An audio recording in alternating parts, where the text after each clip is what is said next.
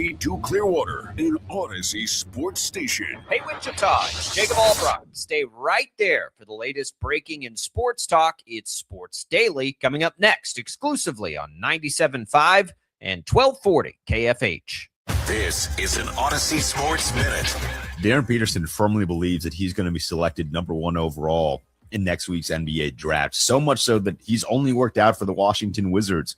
That's a bold strategy, like really bold. If he ends up being drafted by Washington, then to each their own. But otherwise, he needs to reevaluate who is giving him advice and needs to make sure that those people are actually in his corner for his NBA career. I'm Dan Day.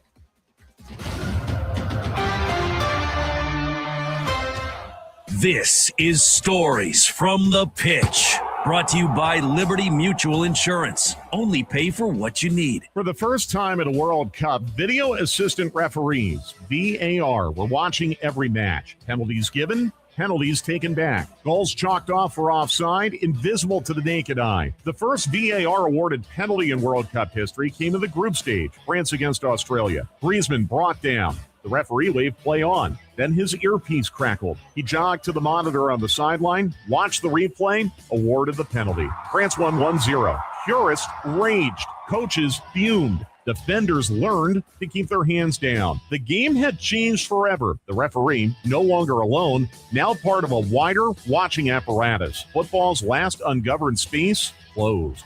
Stay tuned to this Odyssey station for more Stories from the Pitch.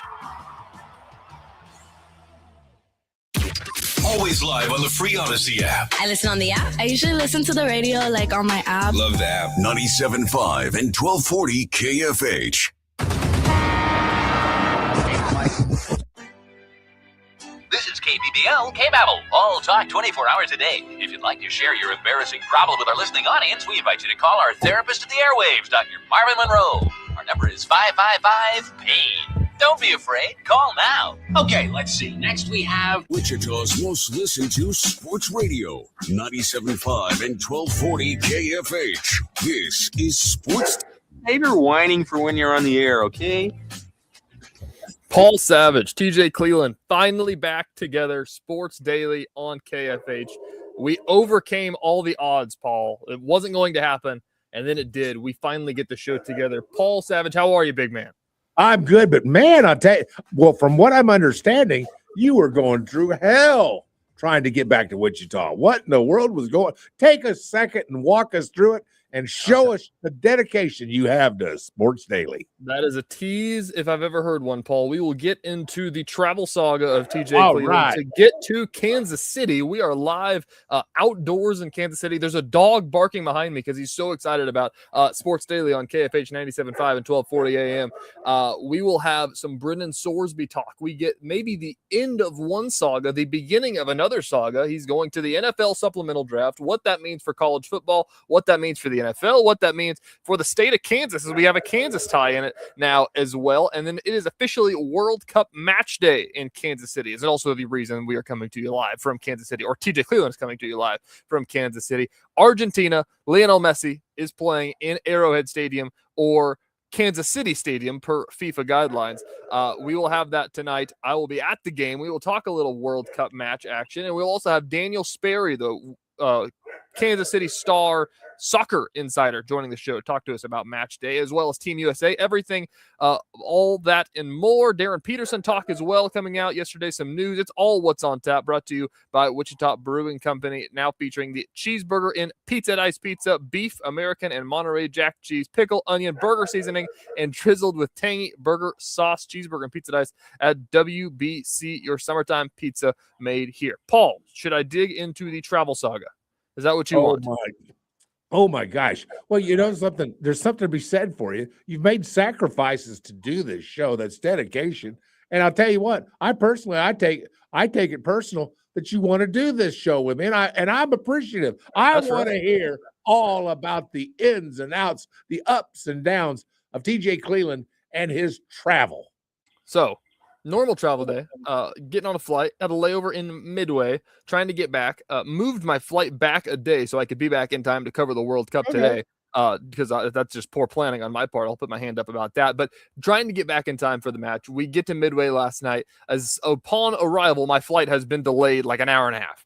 And as I sat there, it eventually became an hour and 45 minutes, then 2 hours, then 2 hours plus. It was the last flight of the day going into Wichita, and it just appeared that it was not going to happen. It did eventually happen, Paul. So I could have stayed put and been okay, but I had to think on the toes, hopped on a flight to Kansas City 2 minutes before the plane took off, made some arrangement. Now we're in Kansas City a day earlier than I thought, but I got more sleep out of it. So now I'm, bright-eyed and bushy-tailed to talk to Paul Savage in the morning. We made it happen. We are out of Midway one way or another. The one thing I did not want to do was sleep on an airport floor, and that did not happen. Have you ever slept on an airport floor, Paul? I have never. I've never had problems with connections. I've always been lucky. Now, I mean, I don't fly as much as you, nor did I ever really. But for instance, in business, most of my travel was with a car. It was close enough you would drive to wherever you were going. But no, I haven't. But I can certainly it's a different way of life. It's almost a lifestyle within itself to be a traveler, particularly if you travel for business and you air travel. It's a whole different deal, isn't it? It is crazy. It is crazy. We made it happen, though. We're here. The dogs are barking, so I apologize if you can hear the dogs barking behind me. I will try to limit my voice, to limit their voices, but the show will go on one way or another. Paul, you and I were texting before the show. We are very much, as Max would say, we are opening wide for some soccer, as the Simpsons put it back in the day. Cool. Paul's into it. Well, you know something? I don't know anything. I'm going to be real truthful, so let me just come clean, first of all. If you're expecting tremendous insight into soccer, you're looking at the wrong guy. You got to go to there it is. For some soccer! It's all here. Fast kicking, low scoring, and ties.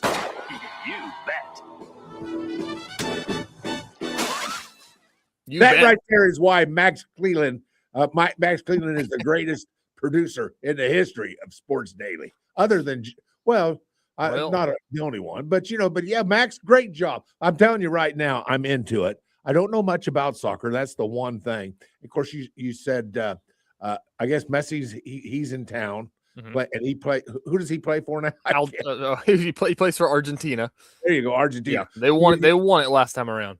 You know something? It's not often though you get to go say to yourself, I've seen a legend play. I'm telling you, it's going to be crazy. I can name on one hand the number of true legends that I've ever seen play in person. And the main person I've ever seen play in person was Pete Maravich. And let me tell you, the guy was magic. Mm-hmm. And television and newsreels don't do him justice. And, it's moments like this, you're going to see, I think, an argument for the man who might be, if not the best soccer player in the history of soccer, at least one of the top 2, 3, maybe. Would that be accurate? I think people have decided that he is the greatest of all time. After he won the World Cup this past time and won the the Ballon d'Or, I believe is what it's called. I know everybody's pulling their hair out listening to me talk about soccer. The MVP of the tournament, for lack of better terms. People have decided, I think, that he is the greatest. So last night, let me tell you, that flight full of Argentinian jerseys, lots of people. It's going to be a madhouse in Kansas City. If they're not at the game, they're going to be downtown at the Fan Fest. It's incredible. And the stories that we're getting out of this, Paul, of the tourists coming to the U.S. to experience the World Cup. Jacob and I have talked at length about that. It is the coolest subplot of all time to see all these people come to, and you'll appreciate this with your We the People hat on, Paul, of all these people coming to America and saying, this food is insane. These stadiums are insane. This is beautiful. This is really, and it's like, oh yeah, this place is pretty cool, right? You know something? There are stories like that, and they're already starting to pop up. And that's the beautiful thing about that is that, and only in America could this happen. With all the love that this country is getting. And I'll tell you what, you can't buy that kind of publicity. And that's one of the reasons, I guess, maybe that's part of the reason why I'm getting into this. But I'm actually getting into it because, I'm a guy who loves competition. Mm-hmm. I love to see, I don't even mind watching two kids sit down and play a game of marbles. I'm telling you, a little competition goes a long way, and I love it. But yes, I'm getting into soccer, and I'm enjoying it. and there's all kinds of subplots and everything else. And maybe we'll get into it a little bit later on in the show. For instance, Iran played. Now, I find that fascinating. You know, two countries are at war, two countries trying to kill each other. And yet the other country, the country that the war is being waged in, comes to the country that's waging war with them, and they come and they play soccer. See, you can't get anything like that other than sports. You see the greatness, you see the ability for sports to heal. It's something so special, and those of us that do love sports understand these kind of things. You know, it's cathartic what sports can do to countries. And now you have Iran playing in actually a country that it's fighting with. Although I just heard this morning, Iran played a game last night in LA and went back to Mexico to stay. And I don't know what that's all about, but I can't blame them for that. They're doing what they think is to be safe. There's teams based in Canada and Mexico. There's games in both countries as well. So we'll get into all of it. Team USA update ahead of their match against Australia later this week. We'll talk about the games tonight in Kansas City. When we come back, though, Brendan Sorsby, breaking news yesterday. We have talked about it for a month. It's the sports talk radio savior because it just keeps churning out content. We're going to talk about the latest update in the Sorsby situation coming up after the break here on Sports Daily. It's Cleland and Savage in the morning. Glad to have you back. Yeah.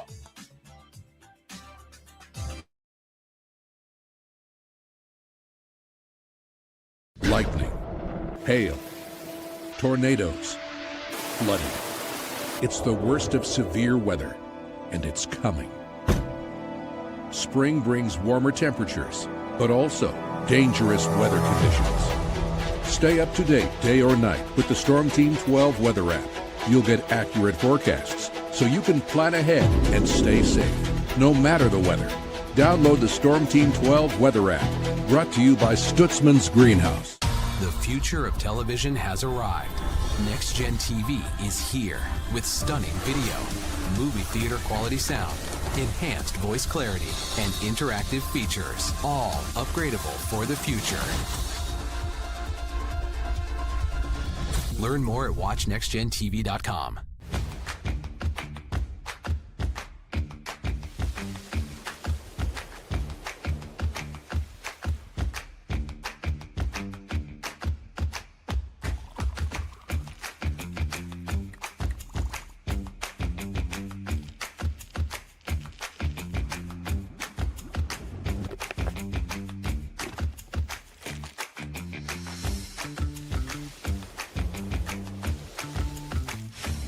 Canvas of our imagination. They tell a story. Clouds affect the events of your day. Sometimes they growl, sometimes they inspire, but they're always the messengers of nature's mood written in the sky. Storm Team 12 understands the language of clouds. We're dedicated to decoding their message so you know what to expect. Behind every cloud, there is a story waiting to be told. Trust Ross Jansen and Storm Team 12, alerting you first to the impact on your life. We are following a breaking update. Every day, all day, stream the stories that have you talking near and far. Whoever is behind the wheel of this bus is not stopping. From hundreds of local reporters and meteorologists spanning the country. Chaos here this morning at the UW campus. Search LNL for the all-new Local News Live streaming app. Odyssey is one of the most influential audio and entertainment brands in the nation. You already know Odyssey's iconic local radio brands in Wichita. But did you know Odyssey has the country's best collection of music, news, and sports brands? Odyssey is also a premium podcast creator, major event producer, and digital innovator. Odyssey brings people together across the country and right here in Wichita. Odyssey also delivers meaningful radio and digital audio results. Find out our story and impact at odysseyinc.com/Wichita. Make yourself known now. 83101 in traffic pursuit. Oh my God, here. Investigate TV Plus begins with real people. We investigate stories that impact you and inspire change every day. Something is broken. Real problems. Why are they hiding it? And real solutions. My daughter was dying in front of me. What was your reaction when he said that? Investigate TV Plus, weekdays at 3:30 p.m. on KWCH. Sometimes people tell us, I don't get it, it's just tea. But let me tell you, we are so much more than just tea. With 20 plus flavors of sweet and unsweet iced tea, the possibilities are endless. Come on in and try them all for free to find your favorite or get us on the go for your busy lifestyle. And don't miss happy hour every day. So the next time someone tells you it's just tea, tell them to come by and find out why we say drink tea, be happy. Jim Rome here, lighting up your afternoons on The Jim Rome Show. Catch me starting at 2 on Wichita's #1 sports radio, Kansas Fan Headquarters, 97.5 and 1240 KFH.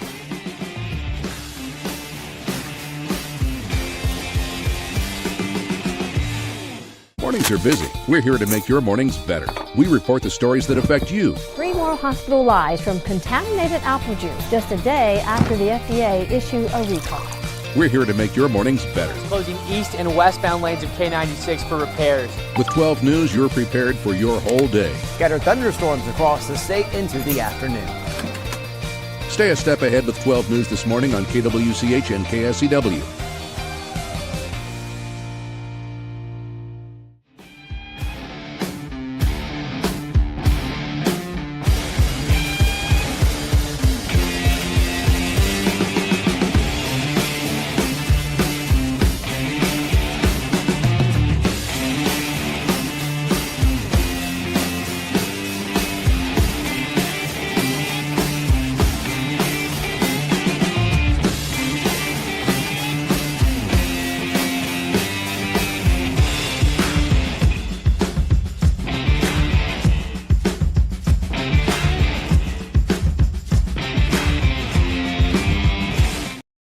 KFH.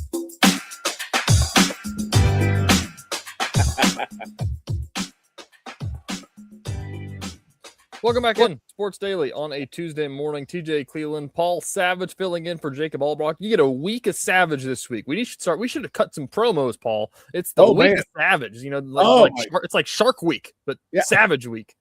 Why not? Absolutely. I'm with you. Having a good time too, by the way, with you guys. There you go. Quick mention here, some texting contests we have going on. We'll mention this one.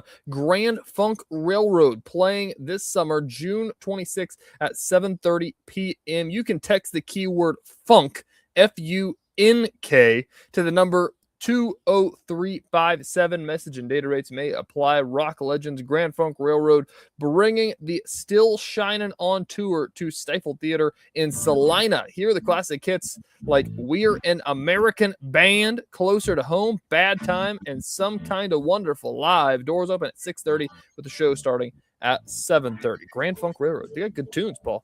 Oh man, that was a group of the day back in the day. I can tell you that right. By the way, any group that has the name funk in it can't be bad. They have to be funky by definition. They are funky. Okay, let's dig into the situation. This is what every single sports talk radio across the country is talking about this morning. We are likewise doing it alongside them. Brendan Sorsby, the situation has just gone off the rails for the last week. They threw into a blender. They said he can play. Everybody thinks that he should not be able to play. I imagine you and Jacob have already talked about yesterday what your thoughts were on the situation. Yesterday, we get the update coming out. What time did it actually happen? 7:38 p.m. here is Central Time. Pete Thamel tweets that Texas Tech transfer quarterback Brendan Sorsby plans to enter the NFL supplemental draft amid the legal wrangling over his NCAA eligibility after admitting he bet on sports. He intends to head to the NFL. So in layman's terms, that means that he will not play for Texas Tech next year. Right. And if you read between the lines, it's because that they don't want to deal with the headache that it is now causing and all this stuff. There has been quite the headache for the last week of Texas Tech people going to absolute lengths to say that he did not do anything wrong. He should be able to play. And every other team in the entire country, we had the Kansas State athletic director calling it effing BS. That's how strongly people have felt about this stuff. Paul, basically, what people are talking about with this stuff is, you know, does bullying work? Did we bully Texas? Did the general public bully Texas Tech into not letting this quarterback play? And is that the right thing that should have happened? Well, obviously he shouldn't be playing. I mean, literally the taint of gambling will be on every game in which he would participate. I mean, you can't help it. I mean, I'm sure maybe the kid's a nice kid. I don't know. And he's just gotten caught up in something that He can't control. I mean, addiction is a funny thing. And what he has is an addiction. But let's face it, there is one reason why he's not playing. And there's only one reason. And that is, and nobody's going to say this, and we will never know if I'm right or not, but I know I'm right. And that is that basically behind the scenes, all the representatives in the Big 12 told Texas Tech, you play Sorsby on in football against us, we don't play. We don't care. We don't care if we're not playing against a known gambler. We're not tainting our reputation on your guy. And that's what it would be, because nobody would ever be able to say the conclusion of the score of Kansas State versus Texas Tech was such and such. But was it really the score, or was it tainted in some way or another with regards to playing a guy who bet on his own games when he was a freshman at Indiana? I mean, this is such a taint on the game of football. And this is just one of many right now. And we know that he can't play. We know that there had to be something big. Sorsby wanted to play. And why would he want to play? Because he was scheduled to make $5 million. Mm-hmm. $5 million. You don't just say, oh, okay, I get it. You don't want me. Okay. He wanted to play because he wanted the $5 million. And this is now more of a roll of the dice. But this $5 million was guaranteed. Guaranteed. TJ, that was money that he was going to get no matter what. And so I'm just saying that there's a lot behind the scenes on this thing. But I think it had to be the rest of the Big 12 saying, hey, you can't make us get on a plane and fly to Lubbock, Texas. Oh, you can sue us and you can do all that thing. Let's go. But we've got the public behind us. We've got right behind us. And we're not playing you. I don't care what you do. I don't care what kind of tantrum you throw. We're not playing you. And that was what the behind the scenes. And it may have been that nice. It may not have been as nice as I just framed it. But, if you're one of the other Big 12 conference members other than Texas Tech, you can't have Texas Tech tainting your football season like this kid would do. And it would taint it. If you played Sorsby, you would now have a game that's under question as to what happened, particularly if you beat Texas Tech, because he can throw games. He's going to win games, but if he wants to, he can throw games, and he can throw games. And you know something, TJ, you won't know. Yep. I mean, that's the biggest thing. You said it there, is that, based on the accounts that we got about Brendan Sorsby and the things that he was doing, he wasn't, based on what he said, again, we don't know the details, the exact details, but, he said he'd never bet against his team. He never bet on games that he actually played in, to our knowledge. Maybe he did, but even if that part is true, that he only bet, that, as I all have said through this whole thing, is, whenever you learned about the Pete Rose situation, Paul, everybody's first question is, well, did he bet on his team or against his team? Because those are different motives, right? You can bet on your team and still want your team to win, and so that's where the real ethical questions in your head start popping up. But at the end of the day, you're right. It doesn't matter, because one, if you are betting on games, it is just questioning the integrity of the games in one way or another. That's what people have brought up, is that, what if you bet on your team to go cover a number? What if you have to go win by 3 and you're only up by 2, and then you're trying to make a play and you throw a stupid turnover because you're trying to score more points in a game where you didn't need to score? And there's just ulterior motives when those things happen. Or if you are betting on your teammate to, hey, this guy needs to have 100 yards, I need to throw that ball to him more. That's why you can't do it. That's why all this stuff can't happen. And that's what everybody around the entire country, except for Texas Tech, has said. And it's insane, by the way, that the Right. fans of Texas Tech have found ways to justify and make it sound like he should play, because the entire country disagrees with them. So back to yesterday. Yesterday we see, so last week, Paul, I assume you saw this. I believe it was the Texas Attorney General, put out a statement, a notary. I don't know what you call that in that realm of the world. I'm not that deep into the weeds of that stuff typically.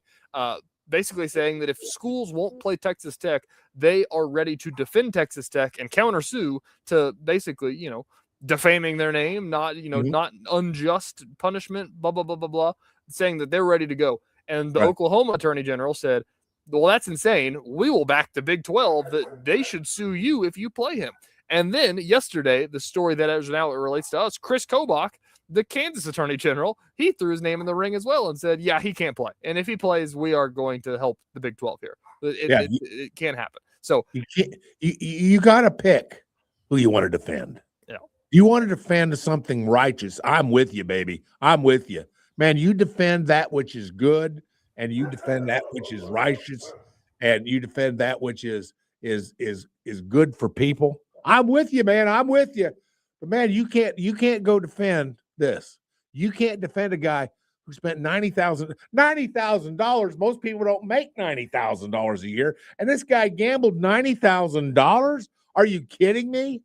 And he bet on 14 games or 22 games, whatever 40, it was. 40 games in which he was a member of that football team. Like he wouldn't have insight or something like that. Oh, come on now. That's crazy. That's and the other part. There's so many ways. You throw a pick here or there, change the course of a football game, change the course of a bet. You fumble a ball, maybe you fumble a snap. Maybe you throw a pick at it, or maybe there's a proposition bet on how many yards, and so maybe you throw a couple of incompletions so you don't hit those yards. There are so many ways, and so many ways to doubt this kid that it's impossible. Now, I don't know that this will have an effect on him as a pro, because the pros they try to clamp down on this stuff too, but he's coming into the world of professional football, with one strike against him, because I don't trust that he is not, shall we say, uncomplicated in life with regards to gambling enough to even go into the pros, because there's certainly opportunity to do the same thing in the world of professional football, TJ. So, I mean, what are you going to do? I mean, this is a complicated story, but this kid certainly has a lot of strikes against him.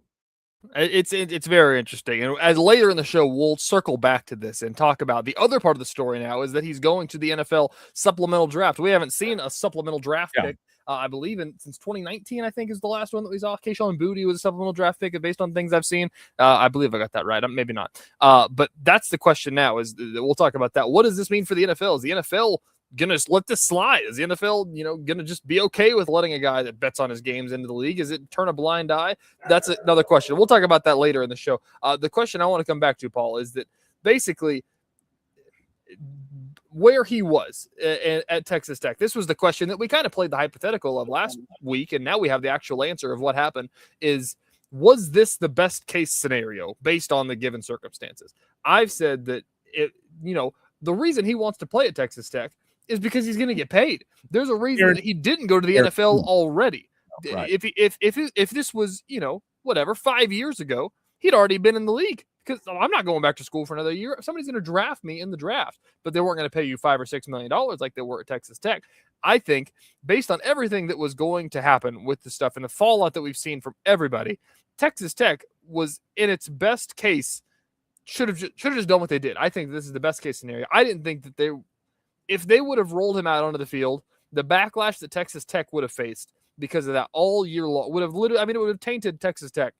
I mean, forever. Everybody would have known Texas Tech as a school that let that kid play, basically. Mm-hmm. Right. And for Brendan Sorsby, I don't blame him for trying to do what he can. If they're going to let you play, you want to play. You're a football player. You want to play. You want to go make your money that they said that they were going to pay you. But at the end of the day, this feels like if the NFL thing works and everybody's fine with it, I guess there's an asterisk on that, this is the best case scenario because one, Brendan Sorsby got the help he needed, which is what Texas Tech, their biggest stance was, is that they want to help Brendan Sorsby. And everybody said, well, you don't have to let him play football to help him. You can just help him and not let him play. Nobody's saying you have to play him to give him the help that he needs. In fact, it might hurt him to play him. It might make it worse.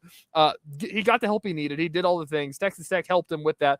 I assume they're going to, continue to help him going forward. I don't know if I saw that anywhere or not. He's going to go to the NFL. He could be an NFL quarterback for a team this year. I mean, he's pretty good. That could happen. And Texas Tech is going to stay out. I mean, they're already in the spotlight, but they're going to, not have to deal with the scrutiny of all the things that are going on and everything like that. So this feels like the best case scenario, given the circumstances of what we saw. When the story came out that he was betting on games, you read that headline 2 months ago, whenever it was, oh, well, he's never playing again. He's not playing a snap at Texas Tech. And we almost got to that point. This is where it should have gone. Texas Tech originally should have just said, listen, I know you can play, but you really probably shouldn't. We got there eventually, but it's a weird wrinkle that we had to take to get there, Paul. Well, let me ask you a question, if you don't mind, TJ. Let me put you on the spot a little bit. And here's the question. Has Texas Tech ruined their reputation or a big chunk of their reputation at this point with the fact that people now know this was a team that was pushing to play that's what a lot of people – somebody brought up the point. I believe it was Tom Mars. He's the mega sports lawyer, made the comment that said – because he's been kind of defending some people. I don't know if he actually has a client or not, but he's been making his stance known. He said that the Lubbock Walmart doesn't sell enough towels to wipe the egg off Texas Tech's face. All the things that they've done. They released, Paul, last week. Do you remember they released a 22-minute long video of the athletic director and the head coach and the president of the university talking about why they think it's okay and why he should be able to play. This wasn't like I don't know what we're going to do. I mean, they made it very clear, and they went to war with the NCAA saying that they should be allowed to play. And, I get it. You want your quarterback to play. You want your players to play. You want to defend your players. We've seen, it's not the end of the world that they defended him and they wanted him to play. It's the fact that they were willing to alter the NCAA and college athletics so much that if this happened, first of all, this is still probably the fact that even if the fact that he's not going to play, it's still probably the biggest story in college athletics history because or at least one of the top 5 for sure. If he would have played, it definitely would have been. But it's the first time that we've ever seen a judge say, I know that you bet on your games, but you're still allowed to play. And that is the golden rule that is just ripped to shreds just because of that. Just because we heard that one sentence from a judge say that one thing. It's one of the biggest stories in college athletics history. The fact that Texas Tech went to the lengths that they were willing to, rip up the fabric of what is the integrity of the game, that kind of thing. That's egg on the face. That's showing at people that you are willing to break the rules to do this thing. And you can frame it however you wanted to, of saying that it was going to help the kid. It all comes back to, if you wanted to help him, you don't have to play him. They wanted to play him because they wanted to win football games, and they really wanted to. They were willing to do that. They're willing to do that, 1, to college football, to college athletics as a whole, and 2, they're willing to do that to the Big 12, who goes to war for Texas Tech in a world where the SECs and the Big Tens dominate, and the Big 12 has, really been pretty, family oriented, if you want to put it that way. That they're tight knit. They know that they have to stick together, and they only usually send 1 or 2 to the playoff. And now the Big 12. This coming year, you're going to see there's going to be a lot of hatred towards Texas Tech because of the way that they were willing to throw the Big 12 in the dirt, basically, and say, I don't care what you think. We're going to play our quarterback. Egg on the face is the perfect way to put it. They have egg all over their face. Right. And, I kind of take this personally because this is one of my teams, one of my top teams past my favorite 3 football teams in America. My 3 favorite teams in America are Baylor, KU, and K-State. Those are my 3 teams. Those are the 3 teams I want to see win week in and week out. But my next 3, 4, 5 teams are Texas Tech, Texas Christian, those 2 particular teams, because they're old Southwest Conference. I know you probably have never even heard of the Southwest Conference, but there was a day when Texas Tech, Texas A&M, Arkansas, Rice, TCU, SMU, Baylor, who am I leaving out? Did I say Tech? We're all members of the Southwest Conference, a proud football conference, but a conference that was so competitive and almost with all but one teams being in the same state. They cheated. Everybody was cheating. Crime in Italy, everybody was cheating. If you weren't cheating, you weren't trying in the Southwest Conference. And the reputation of the Southwest Conference was horrible. But I love the conference. I love playing in the Southwest Conference. I'd always wanted to play in the Southwest Conference. And that was one of the things that I wanted. But this doesn't help. When you have these kind of things going on, and then you have the president of Texas Tech trying to justify it. For God's sakes, TJ, he's trying to justify cheating. That doesn't help. It doesn't help the state of Texas. In fact, it hurts the state of Texas when you have guys defending cheating. Because, and by the way, we all know what's going on. We all know what's going on everywhere. But this was brought to a new height that we're not aware of. And for all we know, he might be cheating right now. By the way, he placed bets with other names, fake names. How do we know that that's not going on right now? I don't know that we can know that that's going on right now, can we? It's all done over the internet. You can always do this off your telephone. You can have a burner phone. How do we know? How do we know, TJ? It's interesting. It's interesting stuff. Now the questions now become around the supplemental draft. We haven't seen it happen in so long. We don't know really the process of how this is going to work, when it's going to happen. And the question now becomes, Paul, is the NFL okay with letting someone with the issues that he had in college football play in the NFL? And what happens to Indiana? What happens to Cincinnati? What happens to the school that he bet on the games? What happens to Cincinnati? They let him play. Did they know about it? That's the question. It's not over. Like I didn't want to say the end of the Sorsby situation and the tease to the show because it's not the end. We're still going to talk about this for another month. Good questions, TJ. We will talk about that later in the show. Coming up after the break, we're going to try to get connected with Daniel Sperry, KC Star soccer insider. He's going to talk a little World Cup with us here in Kansas City ahead of tonight's Algeria versus Argentina match. That's coming up after the break here on Sports Daily.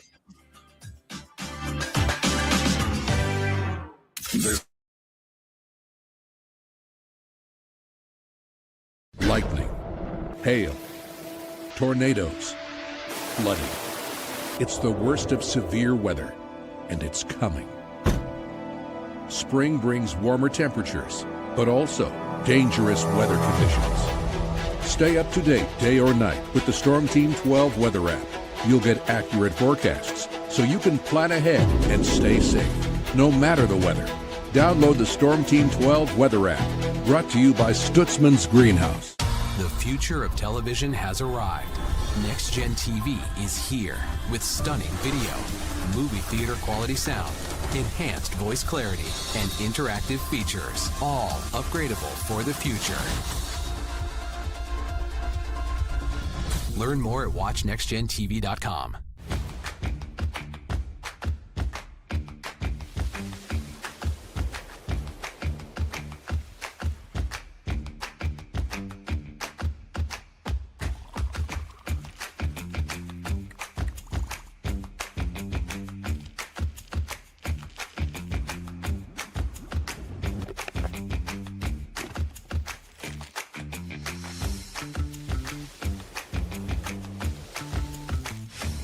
Canvas of our imagination. They tell a story. Clouds affect the events of your day.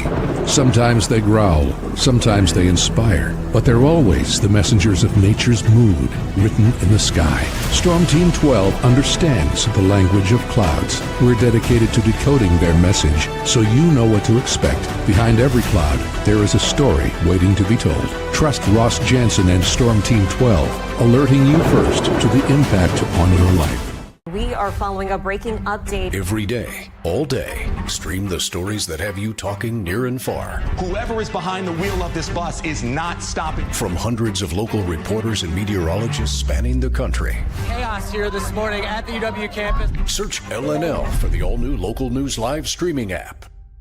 Odyssey is one of the most influential audio and entertainment brands in the nation. You already know Odyssey's iconic local radio brands in Wichita. But did you know Odyssey has the country's best collection of music, news, and sports brands? Odyssey is also a premium podcast creator, major event producer, and digital innovator. Odyssey brings people together across the country and right here in Wichita. Odyssey also delivers meaningful radio and digital audio results. Find out our story and impact at odysseyinc.com/Wichita. Make yourself known now. 831001 in traffic pursuit. Oh my God, here. Investigate TV Plus begins with real people. We investigate stories that impact you. And inspire change every day. Something is broken. Real problems. Why are they hiding it? And real solutions. My daughter was dying in front of me. What was your reaction when he said that? Investigate TV Plus, weekdays at 3:30 p.m. on KWCH. Sometimes people tell us, I don't get it, it's just tea. But let me tell you, we are so much more than just tea. With 20 plus flavors of sweet and unsweet iced tea, the possibilities are endless. Come on in and try them all for free to find your favorite or get us on the go for your busy lifestyle. And don't miss happy hour every day. So the next time someone tells you it's just tea, tell them to come by and find out why we say drink tea, be happy. Jim Rome here, lighting up your afternoons on The Jim Rome Show. Catch me starting at 2 on Wichita's #1 sports radio, Kansas Fan Headquarters, 97.5 and 1240 KFH.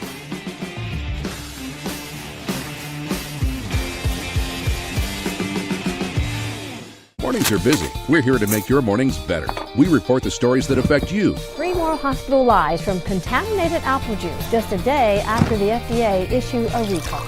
We're here to make your mornings better. Closing east and westbound lanes of K96 for repairs. With 12 News, you're prepared for your whole day. Scattered thunderstorms across the state into the afternoon. Stay a step ahead with 12 News this morning on KWCH and KSCW.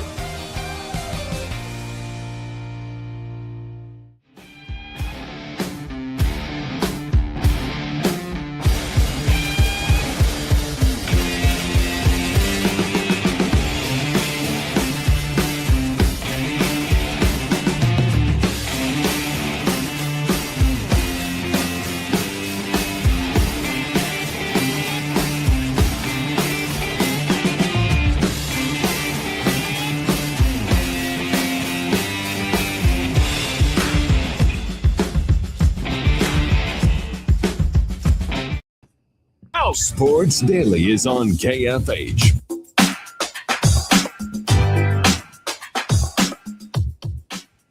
Welcome back in. Sports Daily on a Tuesday morning. Tejay, Cleland, Paul Savage filling in for Jacob Albrock, joined by Daniel Sperry of the Kansas City Star. We keep getting KC Star people joining the show. We might as well get some soccer KC Stars talk here on KFH here in Wichita. Daniel, good morning. I imagine that you didn't sleep well last night thinking about today. How excited are you? I think that's an understatement. I am so excited. This has been a kind of a crazy journey for me, and like this is kind of the dream, right? To cover the World Cup and to do it in a place that I now really love to call home in Kansas City and be out there for Argentina, Algeria. It's kind of a dream come true. So I'm fully loving it. It's been a crazy ride the last week, but yeah, I did not sleep very well last night. That's for sure. Well, this has been, 4 years in the making that we've known it's going to be in Kansas City. Like 8 years in the making, we knew it was coming to America, and we hoped it was coming to Kansas City. Then we learned it's going to be Argentina coming to Kansas City. For the people, we've been talking a lot about the World Cup, and we typically don't talk too much about soccer on the radio. We in America, the way it all goes and everything like that. But it's growing popularity by the day. This feels like a real linchpin of getting people excited in America, especially in Kansas City, more so and more so. But to have Argentina in Kansas City, I mean, you follow this. That's for people that don't even follow soccer. To see Argentina coming to Kansas City, when you saw that announcement, how big of a deal was that back then and now to see it come to life? How crazy is it? I think more so than even like Messi coming to Kansas City, it was when you say Argentina's coming to Kansas City, your Argentina is literally coming to Kansas City. I don't know if you've seen the videos on my social media yet, but like the scene on the plaza last night was unreal. I felt like I was in Buenos Aires maybe. And they were all Argentinian too. I mean, there was quite a few locals and people that popped their head in, but I don't know how many times I encountered people sitting at the cafe on the corner trying to file a story, sitting there, and all Argentinian, did not speak any English, came from Buenos Aires or came from an interesting northern region where there's a lot of folks from out of town. I think that announcement was like understanding what the atmosphere is going to be like at Arrowhead. I know the way that place holds noise, right? We know that place just turns into a cauldron of noise, and you have one of the noisiest fan bases that sings and chants and dances and has drums and trumpets the entire match. They'll do it for the 2 hours they're in the stadium before the game. They'll do it on their way out to the buses, and however they're going to get to the stadium, it's going to be a giant party.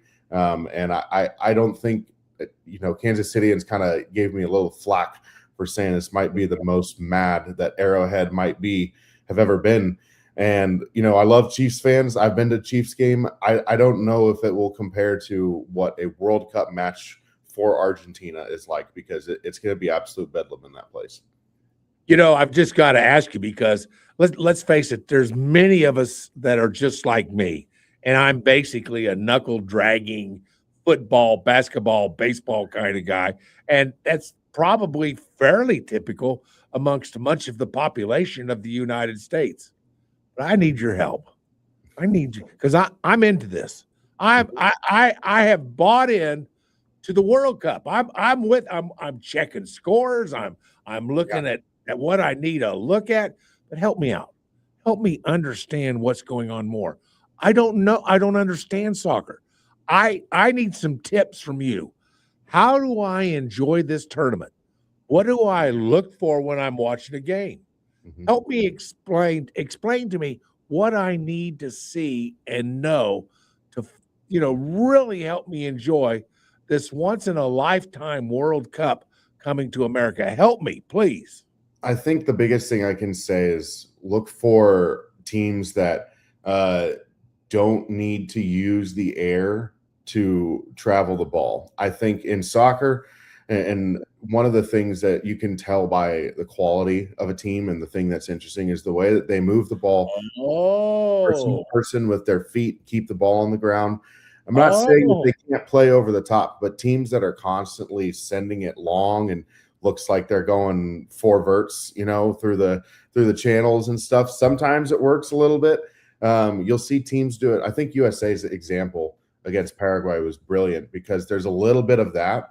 And in football terms, right? Think of the way you got to take the top off the defense a little bit to get the space and be able to dink and dunk and get that space to run or short pass underneath and kind of possess the ball. And in soccer, sometimes you got to do things that will open up other things. And you watch the U.S., they went long a little bit on Paraguay, and then for stretches, they just sit there and they'd ping them into and keep them into their back defensive third of the field and create overwhelming pressure. And I think that's something a lot of the best teams do. That's just one tip in like understanding the quality of a team that you're looking at. And I think, that doesn't mean that teams that do it aren't great, but I think it shows you the quality of the player of that team if they're able to kind of ping the ball. Thank you so much, because I can understand that. What you just tipped me with is something that I can grasp and helps me make a judgment. It helps me understand. Thank you so much. Go ahead. So going back to tonight's match, let's talk about the actual specifics of what to expect. As we're saying, the casuals will watch it and look for number 10 the entire time, which, people that aren't casuals will do as well. Whenever it's Messi, you watch Messi. But these are 2 loaded teams. Algeria is no slum either. They're a really good country. Their star played for Man City, I believe, most recently before joining the Saudi League, I believe. Who are the stars? Who do we look for outside of number 10? Yeah, so obviously, it's so hard to talk about stars in this without talking Messi, right? But Messi is almost transcendent in a way these days. For Argentina, Julian Alvarez, they're number 9. I'm not 100% sure if he's going to wear number 9, but look for Julian Alvarez. He is a world-class striker, but he also isn't the type of big giant guy up top that you just lump the ball to. He can do a little bit of everything, not like Messi, maybe a little bit more like Cristiano Ronaldo. For the purposes of a more general comparison, he can drop in and pick up passes and pass the ball around. He can do it from the wing and send crosses in, and he can shoot from distance. He's got an incredible shot from a free kick. As much as Messi is dangerous over the ball, there will be certain angles that's better for him to take the free kick, and he might put one in the top corner. As far as Algeria, you mentioned, I'll say this too. One more thing about Argentina. Their entire team is very, very high level. Most of them play at the top clubs in Spain or in England. A couple of them play in Germany. A few of them play in Argentina, but maybe a young breakout star for Argentina too is going to be Nico Paz. He plays at a small team in Italy called Como that has absolutely punched above its weight. Its stadium is beautiful on Lake Como in Italy. It's an unreal sight at matches out there. And they play some incredible soccer, coached by former Barcelona and Arsenal guy Cesc Fabregas. And Nico Paz has been one of the youngest prodigies in the world. So I think he's going to be a guy that might see some time over this tournament. It's going to be a real big excitement. And then on the Algeria side, you mentioned Riyad Mahrez playing for Manchester City, but so does Ryan Ait-Nouri, who plays for them now. He's one of their defenders. He's a very, very good defender, but he's a left back, so that means he kind of attacks and defends and provides a lot in the buildup. there's a couple of two players that are young and playing really, really well in Germany, and that's Amora, who is their striker. He led them in goals scored in qualifying. He scored tons of goals for Wolfsburg in Germany this year. And then Ibrahim Maza is a weirdly cerebral young midfielder. I mean, he sees everything. He lives and breathes the game. There's a clip of him sitting on the plane, just looking at clips while everyone else around him is watching movies. He's on a plane sitting there trying to learn more about what he's going to see, and they're downloading information into his brain about what he's going to see over the tournament. He lives and breathes the game, and he is a phenomenal player to watch in Germany. And I think this Algeria team is no slouch. It's going to be a pretty I would expect Argentina to win tonight, but this is going to be a pretty tough matchup. Algeria is quite a strong team and could even pull off an upset. I wouldn't be surprised. Yeah, Paul, let me hop back in here. There's so many storylines to follow through this one between, the Argentina being here and then the University of Kansas Algerians, which is the story that nobody expected to see coming. It's so fun to watch. Before we let you go, we'll talk a little Team USA because, again, soccer casuals here. I follow the World Cup every year. I watched the game last week, and I told people that's the most optimistic I've ever felt leaving a Team USA watching experience. They seem like they're going to be legit, right? Yeah, that was quite a performance, and I kind of talked a little bit of the tactics and what that meant before, but that is a performance from the U.S. that I think will do wonders in pushing the eyes of the U.S. program for Americans. I think the way that they played, the way that they attacked. They were relentless in going forward. They created tons of good chances. They were incredible 1v1. They combined really well. They did all the great things attacking teams do, but then defensively, they were so good for a majority of it. I know the goal is kind of unfortunate to give up, but the way that they would lose the ball maybe off an attack and immediately just flood and regroup and win that ball and immediately recycle it into another attack. There was a tactical level of very high level of tactical execution and understanding that I don't think we've ever seen before, but I don't think we've also ever had an American roster as talented as we have before, and maybe a coach as high level as Pochettino. Pochettino is a brilliant coach, and I think we're finally seeing the tactical stamp that everyone thought we might get with a big name coach coaching the U.S. men's national team, but it also helps to have the talent on the roster to do that. They have 13 players playing in the top 5 leagues in Europe.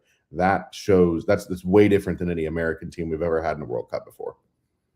What's really interesting is goaltending. Give me a little scenario about goaltending.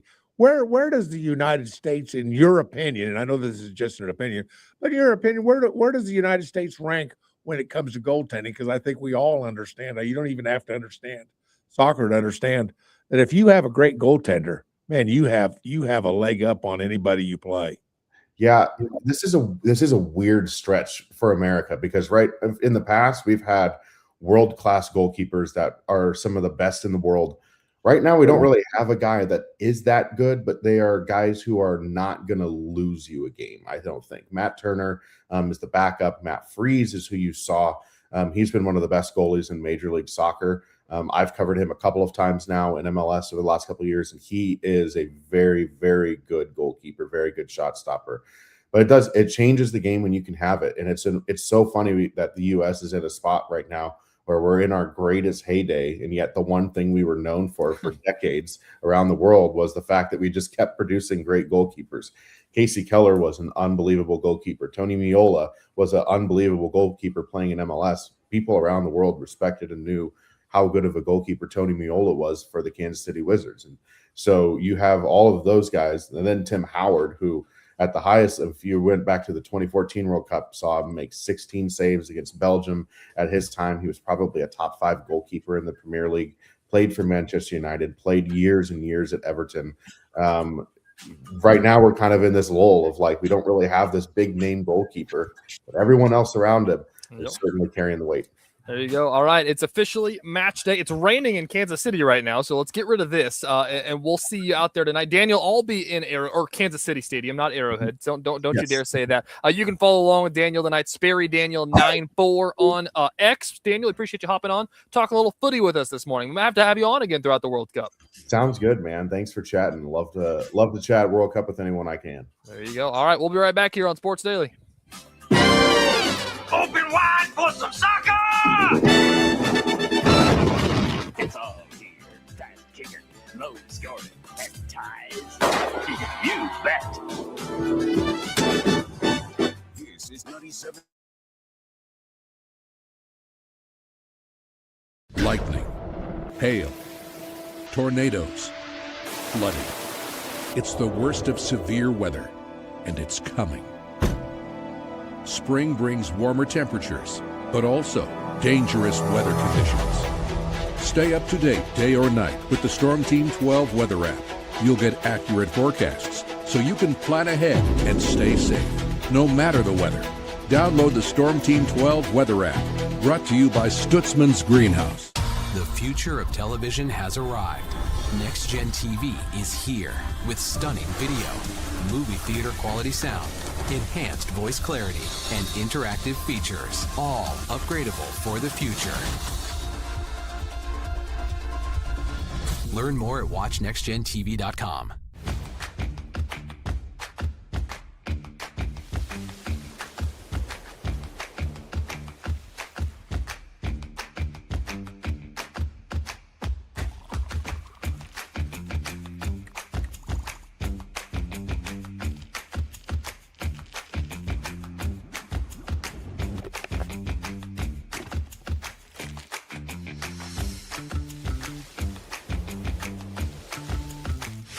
The canvas of our imagination. They tell a story. Clouds affect the events of your day.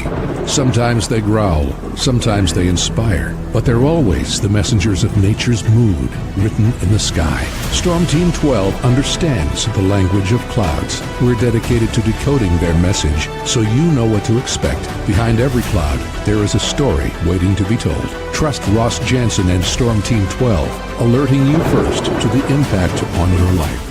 We are following a breaking update. Every day, all day, stream the stories that have you talking near and far. Whoever is behind the wheel of this bus is not stopping. From hundreds of local reporters and meteorologists spanning the country. Chaos here this morning at the UW campus. Search LNL for the all-new Local News Live streaming app.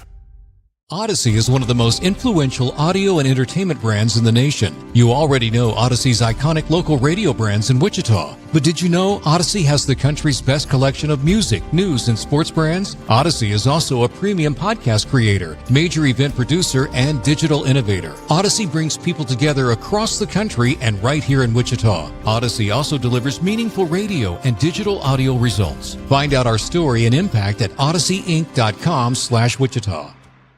Make yourself known now. 83101 in traffic pursuit. Oh my God, here. Investigate TV Plus begins with real people. We investigate stories that impact you. And inspire change every day. Something is broken. Real problems Why are they hiding it? and real solutions. My daughter was dying in front of me. What was your reaction when he said that? Investigate TV Plus, weekdays at 3:30 p.m. on KWCH. Sometimes people tell us, I don't get it, it's just tea. But let me tell you, we are so much more than just tea. With 20 plus flavors of sweet and unsweet iced tea, the possibilities are endless. Come on in and try them all for free to find your favorite, or get us on the go for your busy lifestyle. And don't miss happy hour every day. So the next time someone tells you it's just tea, tell them to come by and find out why we say, drink tea, be happy. Jim Rome here, lighting up your afternoons on The Jim Rome Show. Catch me starting at 2 on Wichita's #1 sports radio, Kansas Fan Headquarters, 97.5 and 1240 KFH.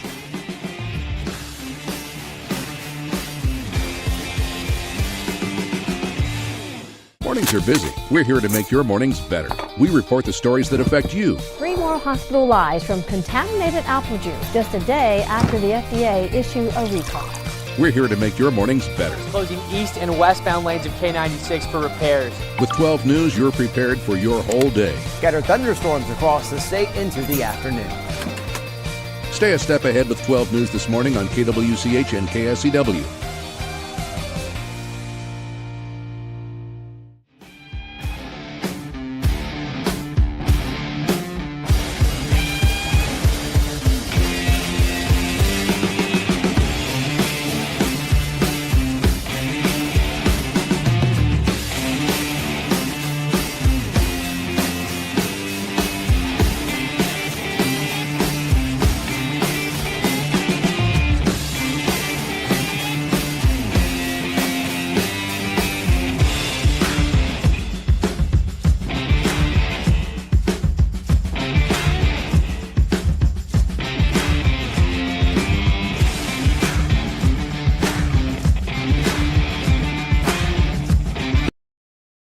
Share your embarrassing problem with our listening audience, we invite you to call our therapist of the airwaves, Dr. Marvin Monroe. Our number is 555-PAIN. Don't be afraid. Call now. Okay, let's see. Next we have Wichita's most listened to sports radio, 97.5 and 1240 KFH. This is Sports Daily. Save your whining for when you're on the air, okay?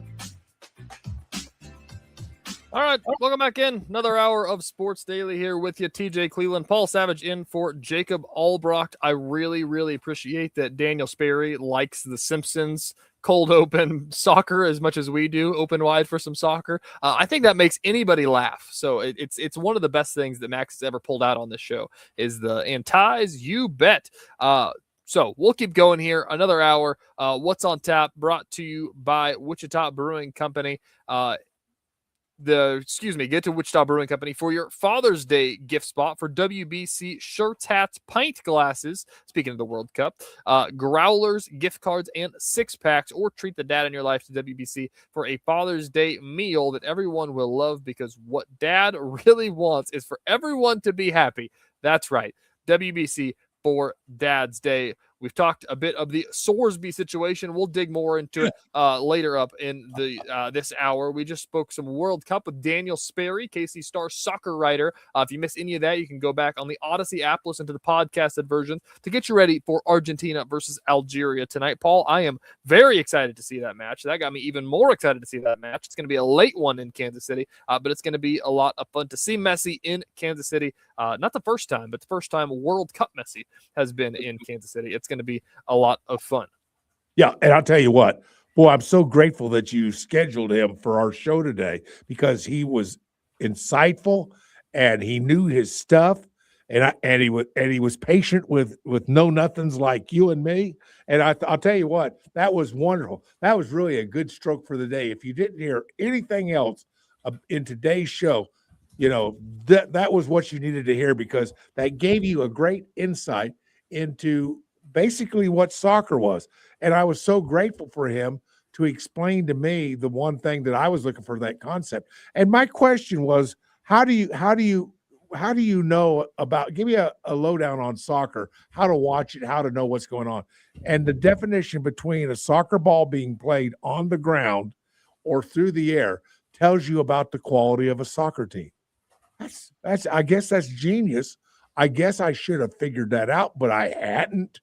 And I'll tell you what, it's little tidbits like that that make this so great for guys like you and me. We're learning as we go. And I'm telling you, none of us are so old we can't continue to learn and enjoy from that knowledge. Man, I'll tell you what, this is a great show today.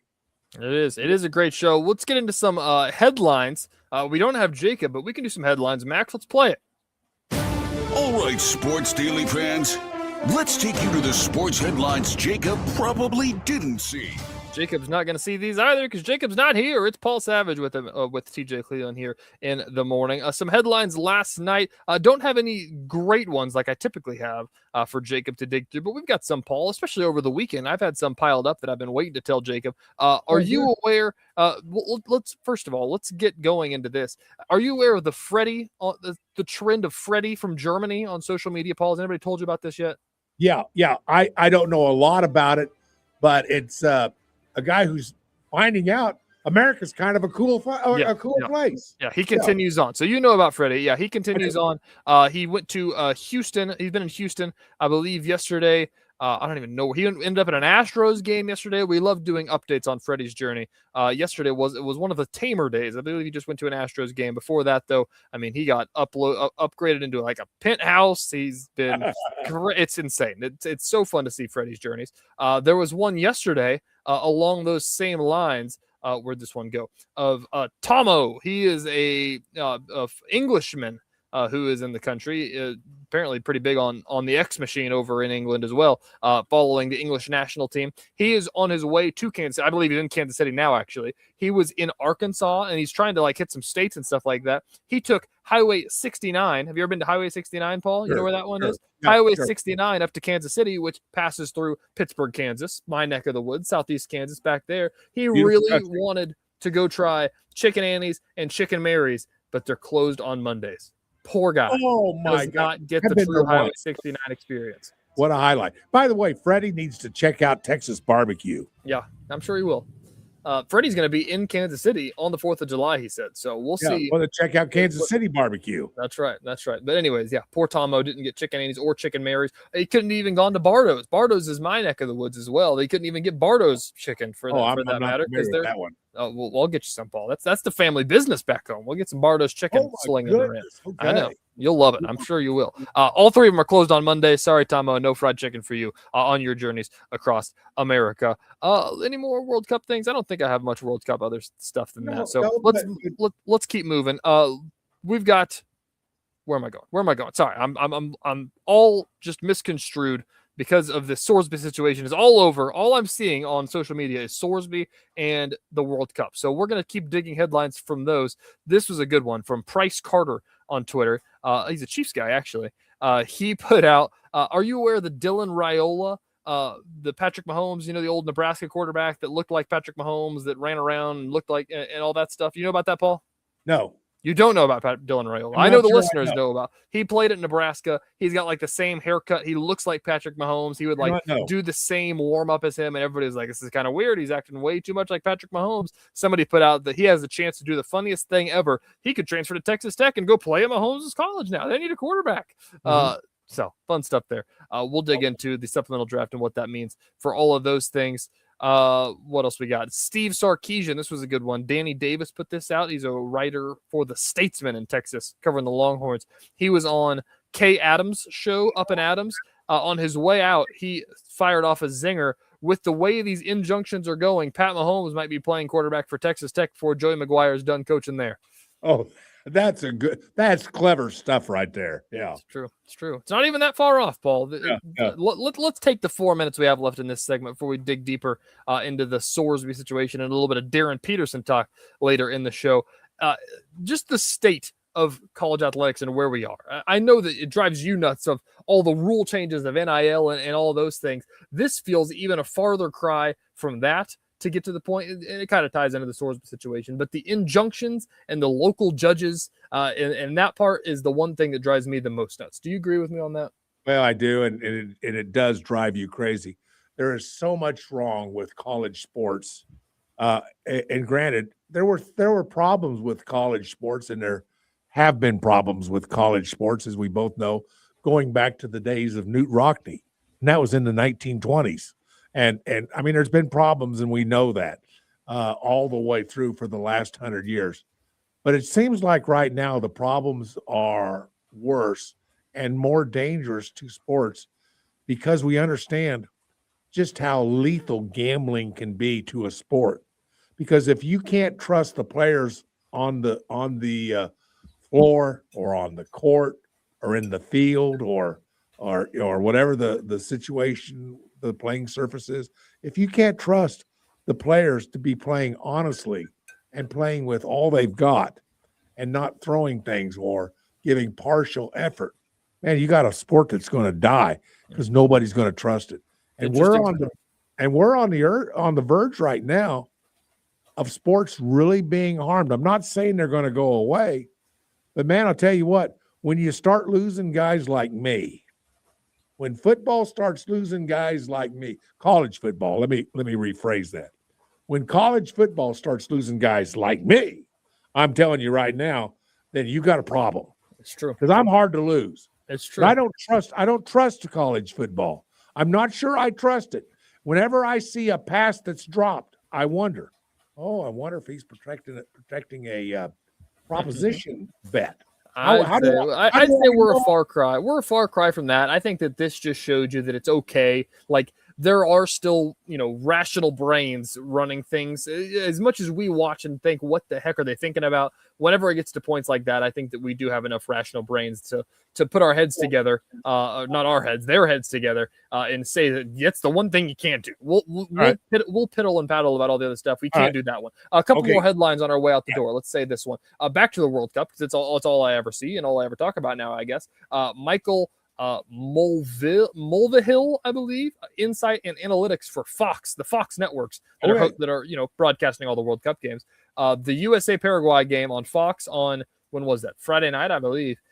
The number one market in America that watched the game at a 9.2 rating and a 29 share, which I don't know what that means, but it means millions of people watched it, or thousands and thousands of people watched it, are Kansas City, most watched market of the USA game, is number one. Then Boston, San Diego, Dallas, and St. Louis was number 5. But Kansas City most watched per, people in the market of all that stuff, which is saying something, because it's like the 30th market share in the country. There's a lot bigger than them. But you know who you thank for that? Lamar Hunt. It's true. I'm telling you, Kansas City. That's for a lot of people that don't know. Kansas City is like deep in the neck of soccer, MLS. Lamar Hunt was helped start the MLS, all the things like that. So it's a really big soccer.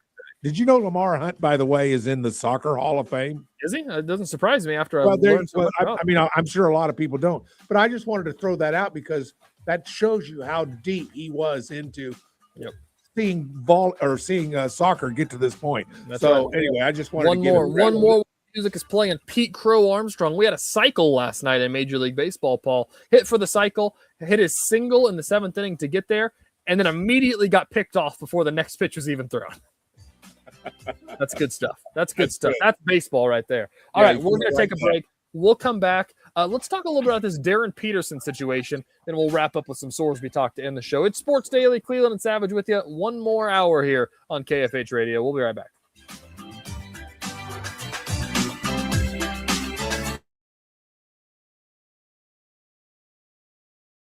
Lightning, hail, tornadoes, flooding. It's the worst of severe weather, and it's coming. Spring brings warmer temperatures, but also dangerous weather conditions. Stay up to date day or night with the Storm Team 12 weather app. You'll get accurate forecasts, so you can plan ahead and stay safe, no matter the weather.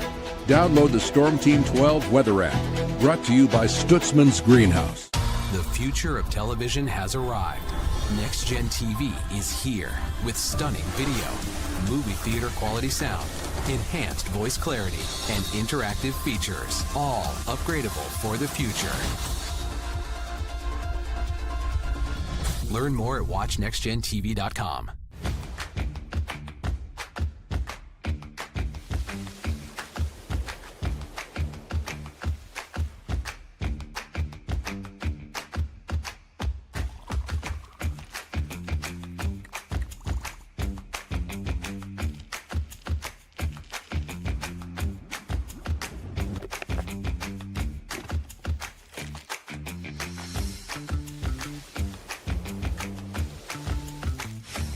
Canvas of our imagination. They tell a story. Clouds affect the events of your day. Sometimes they growl, sometimes they inspire, but they're always the messengers of nature's mood, written in the sky. Storm Team 12 understands the language of clouds. We're dedicated to decoding their message, so you know what to expect. Behind every cloud, there is a story waiting to be told. Trust Ross Jansen and Storm Team 12, alerting you first to the impact on your life. We are following a breaking update. Every day, all day, stream the stories that have you talking near and far. Whoever is behind the wheel of this bus is not stopping. From hundreds of local reporters and meteorologists spanning the country. Chaos here this morning at the UW campus. Search LNL for the all-new Local News Live streaming app. Odyssey is one of the most influential audio and entertainment brands in the nation. You already know Odyssey's iconic local radio brands in Wichita. But did you know Odyssey has the country's best collection of music, news, and sports brands? Odyssey is also a premium podcast creator, major event producer, and digital innovator. Odyssey brings people together across the country and right here in Wichita. Odyssey also delivers meaningful radio and digital audio results. Find out our story and impact at odysseyinc.com/Wichita. Make yourself known now. 31001 in traffic pursuit. Oh my God, here. Investigate TV Plus begins with real people. We investigate stories that impact you. And inspire change every day. Something is broken. Real problems Why are they hiding it? and real solutions. My daughter was dying in front of me. What was your reaction when he said that? Investigate TV Plus, weekdays at 3:30 p.m. on KWCH. Sometimes people tell us, I don't get it, it's just tea. But let me tell you, we are so much more than just tea. With 20 plus flavors of sweet and unsweet iced tea, the possibilities are endless. Come on in and try them all for free to find your favorite or get us on the go for your busy lifestyle. And don't miss happy hour every day. So the next time someone tells you it's just tea, tell them to come by and find out why we say drink tea, be happy. Jim Rome here, lighting up your afternoons on The Jim Rome Show. Catch me starting at 2 on Wichita's #1 sports radio, Kansas fan headquarters, 97.5 and 1240 KFH.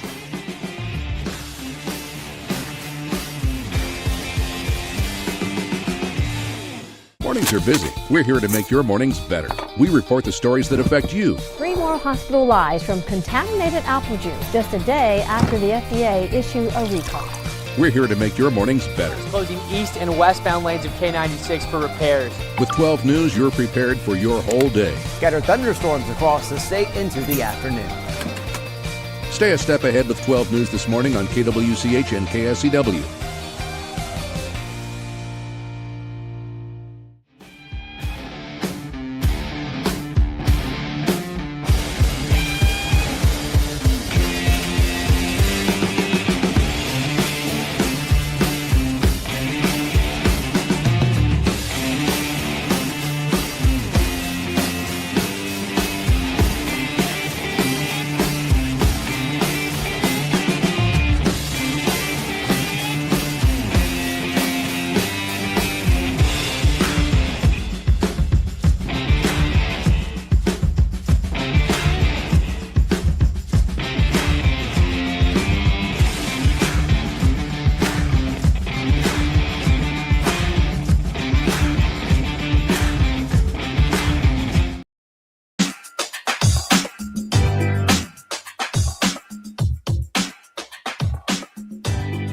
Welcome back in. Thanks to Crestview Country Club for supporting the show. Lots of great golf always played at Crestview Country Club, as we always tell you about the Wichita Open.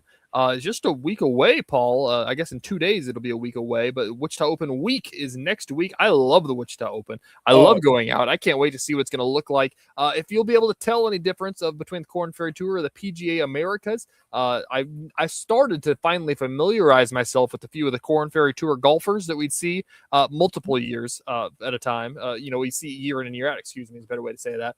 I'll have to learn some new guys for the PGA Americas, but the golf will still be the golf. We'll still see a lot of birdies, probably some eagles, and dare I say it, we might even see a hole-in-one on hole 17. On the party hole, I'm excited. We have some live coverage on Sports Daily coming from the grounds. I believe will be set up out there again. That's a tease. We'll have more details on that coming up next week, I'm sure. But Jacob and I will be live at Crestview Country Club talking a little bit of golf.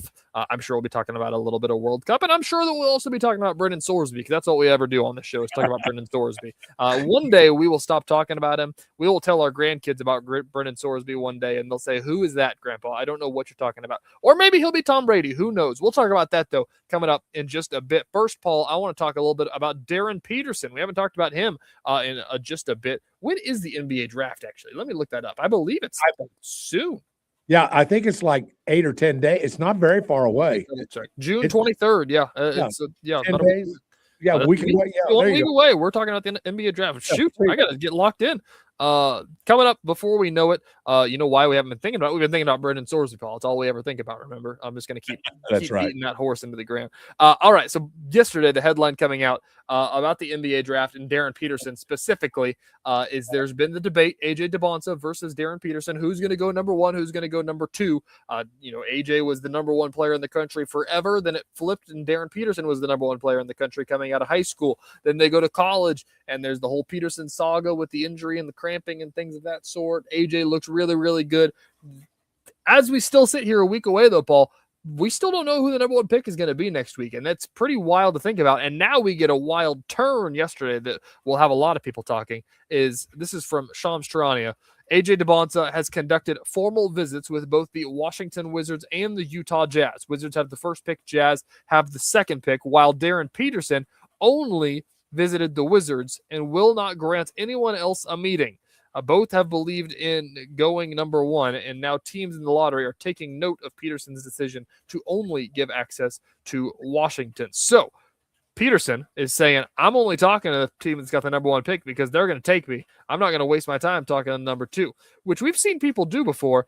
But in this draft, whenever it's still pretty volatile about who's going to go number one and who's going to go number two, Paul, what say you about this move from Peterson? I think it's crazy. I think it's nuts. I think he has no idea. And shame on the handlers he has. Shame on his agents. Shame on whoever advises him with regards to, saying, I'm only going to go visit the Wizards.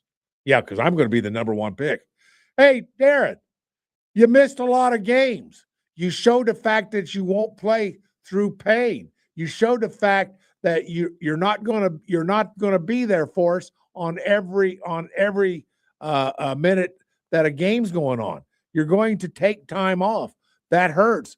And then arrogance. You want to show us arrogance?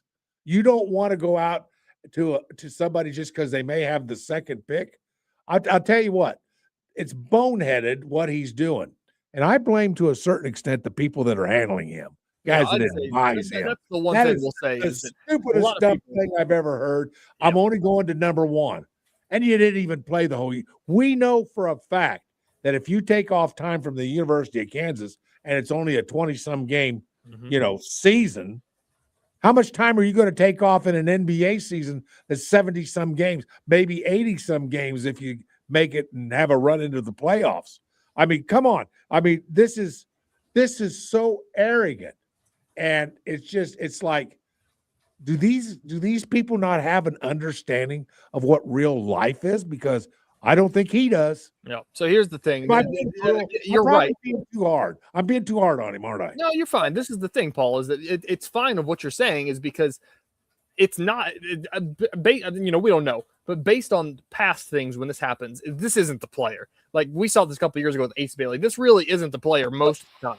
This is usually the player's team, their PR, their agents, and maybe the family sometimes. I don't know who it is for Darren Peterson, but that's the bigger story in all this, Paul, is that they're the ones that are likely deciding and saying, hey, you're not going to go over there. Darren Peterson, by all accounts, the people that have talked to Darren Peterson, if we asked Darren Peterson, he'd say, I just want to, be number one, be pretty cool, but I'll go who wants to draft me. I want to play basketball, which is what he said at KU a lot of the time as well. The thing that makes it so interesting now, Paul, is that if it's the handlers is the good word to say. The handlers are the ones that are probably deciding this, that he's not going to go to number two. They're the same handlers that released no details while he was not playing at KU and let it get to the point where people acted like he just doesn't like playing basketball. And again, he was injured. He was cramping and almost went to the hospital, which we all know now. But it was, in our jobs, we know about that. This is a PR nightmare that what happened at KU, right? Like the entire country watched KU basketball games, and they're like, "Oh, this Peterson kid, he doesn't care. He couldn't be care. He couldn't be, whatever. He couldn't be bothered about all this stuff, and he blah blah blah blah blah." And he was hurt, and Bill Self was saying he was hurt, but nobody would believe him because it felt like the story was changing, and they never really got in front of it. And that's again not Darren Peterson's fault. There's people telling him what to do.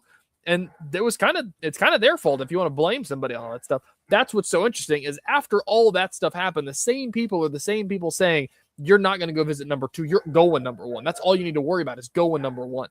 And why it is so interesting is because the year that was had, If Darren Peterson played in all 30 KU games and played fully healthy in the level that we've seen Darren Peterson play when he's fully healthy, there would not be a conversation, I don't think. I think Darren Peterson would be the number one pick. I think that there's a reason he was the number one player coming out of high school, which does a whole bunch of stuff for the NBA draft now, is you kind of recruit a lot of it in high school. He was the best player in the country, and he beat A.J. DeBonsa in high school both times. He scored 40 points against him and beat him or something, whatever it was, some crazy story like that. He looked really good against A.J. DeBonsa when they played in Allen Fieldhouse, and then he came out in the second half. He got hurt. He started cramping. Didn't risk it in the second half. That's why we have the conversation. Whenever you listen to all these NBA draft people talk, it's not a matter of who's more talented, because I think people all can agree that Darren Peterson is probably more talented than A.J. DeBonsa is. It's the question of, you know what you're going to get from A.J. DeBonsa because you just saw it for an entire college basketball season, and you didn't see that for Darren Peterson because he was injured, and that's why you are taking a risk in all this stuff. Mm-hmm. And so with all that going on, it's not insane to think that he's going number 2. A lot of people still think he's going number 2. And that is why this is such a weird situation, is because what if you go number 2 and now you're the guy that gets drafted by the Utah and you sat there and told them, no, I don't want to talk to you. You're not going to be able to get me. Don't worry about talking to me. Yeah. Yeah. It goes back to the old saying. You've heard it a million times. You know, somebody does something stupid and you look at them and you think to yourself, just who the heck do you think you are? That's kind of what, Darren Peterson, who the heck do you think you are? And sometimes, now I know you're putting a lot on his handlers. And sometimes, people of character or those who know right from wrong or what's good and what's bad, what's good for you and what's bad for you, stand up and say, hold on just a second. I know who I am. It doesn't make sense to me. Question this stuff. You got to question it. You got to question your handlers at times and who's in charge of Tejay Cleland? Would you answer that question for me? Who's in charge of me? Yeah. Well, your wife. But other than your wife, who's in charge of you? You're in charge of you. You make those decisions. You do the right things. You do the wrong things. And when you do the wrong things, you face it. And I'll tell you what, it just seems like here's a young man that needs to stand up and say, this is who I am. I'm not just going to leave my life to other people to make decisions. Are you kidding me? And so, I'm not crazy about the way that Darren Peterson has handled his career at Kansas or continues to handle it. I'm not a fan of the way he's done it. Now, do I wish him well? Sure, I do. He hasn't harmed me or anybody else, or he hasn't harmed KU on purpose. So I don't have a problem with him. I wish him the best. But man, I can certainly see a young man who is not taking advantage of all the skills or taking advantage of his own head, his own heart, his own desires. And he's got to do that, TJ. He's got to do that to a certain extent. Yeah, I'm really interested. We said that the winner of the draft lottery is not the Wizards, who got the number 1 pick, because you know why, Paul? They have a chance to get it wrong. The Jazz are the winners because they get whoever number 1 doesn't take, and you basically get another number 1 pick. If this was any other draft, it would honestly not be a question. It would be, well, Darren's going number 1 or AJ's going number 1. That's all that we know. Like, these guys are both so talented. This is like a historic NBA draft. It's going to be a crazy, crazy rookie class. They're going to, people are talking about, is this going to be the 2003 LeBron and Carmelo class and all those things? And it very well may be. This was a really good class of college basketball players. What's so interesting is that the Jazz were in such a good spot because the Jazz were saying, if they take Darren, we will absolutely take A.J. DeBonsa. They would love A.J. DeBonsa. I think that they would prefer A.J. DeBonsa, honestly. But if, Washington takes A.J. DeBonsa, which a lot of people think they might, he's, mocked a lot of places as number 1. Now it's kind of changed a little bit, by the way. But if they took A.J. DeBonsa number 1, then Utah says, oh, well, perfect. We get Darren Peterson at number 2. Like, that's great. We would kill to get Darren Peterson at number 2. We would have taken him at number 1, maybe, blah, blah, blah, blah, blah. All those things. So now you're in a weird spot if you're Utah's GM. Danny Ainge, I believe, is Utah's GM, by the way. You're in a weird spot is that if they take A.J. DeBonsa, number 1, now you're still winning because you get Darren Peterson, but you're also getting the guy that said that he didn't want to come talk to you. And now it makes you feel weird about, like, man, that really kind of made us mad. But I guess we'll take him, like it's not so much of like, we got him, let's go at number 2. That's awesome. So I don't know. It's interesting. I think I've said everything's interesting. I've said that word like 50 times today, so I apologize. It's still early in the morning. Well, I'm sorry, Paul. I like the confidence. I'll say that. I like the confidence of thinking you're going number 1 and not needing to hedge. But I also think that there's somebody in your corner that should be realistic and tell you that if this was any other year, Darren Peterson, I like your idea. Do that. This year, though, that guy is really good too. You should not burn any bridges. You should go talk to Utah. Yeah, but there's a difference between confidence you're going number 1 and assuming you're going number 1. Yeah. There's a big difference there. And by the way, I go back to the playoffs and I look at Jalen Brunson, and he's a similar type of player, size, what you do for a team, what you bring to the floor for a team, that kind of thing. And Darren Brunson was a second round pick, unheralded out of Villanova. And look what he has done, and look what he has meant for the New York Knicks. So I'm just telling you, guys like Brunson, guys like Darren Peterson, they're around. You just got to find them, but they're there. Mm-hmm. But there's other things that what's his name from Brigham Young? He has a different, he has different things that he brings to a basketball team. So I'm just saying, I'm not worried about Darren Pinson. There's others like him.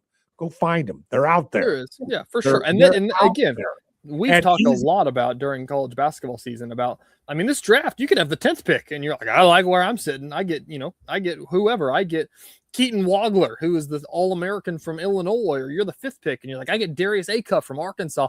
This is going to be, and I've said this, Paul, which this is interesting. I'll throw this out for you to chew on a little bit. The NBA has lost a lot of the luster of the American fan bases.